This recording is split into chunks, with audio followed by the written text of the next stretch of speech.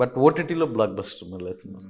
Even మీరు press మీట్లలో కూర్చున్నా లేదంటే ఎవరిని ఇంటర్వ్యూ చేయడానికి వచ్చినా ఏ వ్యక్తి అయినా అద్భుతమైన సినిమానే అంటాడు దాన్ని. అవును. అవును.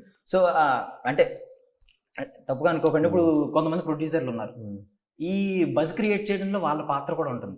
ఫర్ సపోజ్ ఎస్కేఎన్ గారిని తీసుకుంటే, ఆయన కల్ట్ బొమ్మ ఇచ్చామని ఎలా మైకి ఇచ్చినట్టు కొన్ని ఉంటాయి. ఆయన ప్రమోషన్ ఓవరాల్ టీం ఎంత ప్రమోట్ చేస్తుందో ఆయన ఒక సెపరేట్ ప్రమోషన్స్ ఉంది.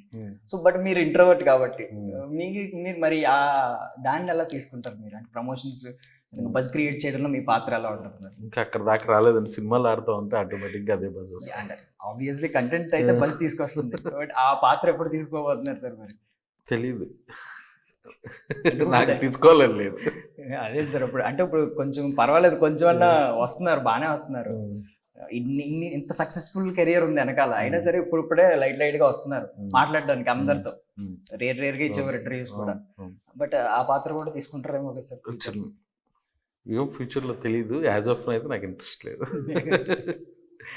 ఓకే, సో అంటే అప్పుడు బజ్ వల్ల హిట్ అయిన సినిమాలు చాలా ఉన్నాయి సార్, క్యాష్ చేసుకున్నాయి. ఫర్ సపోజ్ మీకు example baby, pure buzz, collections బాగా వచ్చినాయి.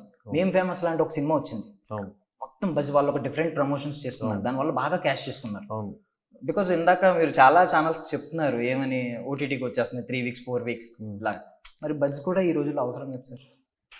అంటే బజ్ కోసం నేనేం చేయాలని అడుగుతున్నా మీరు? అది చేయలేనని మీరేం చేయాలనుకుంటున్నారని నేను అడుగుతున్నాను. నేను చేస్తే ఇంకా బజ్ అది ఇంకా రాలా, నాకు ఆ స్టేచర్ రాలా.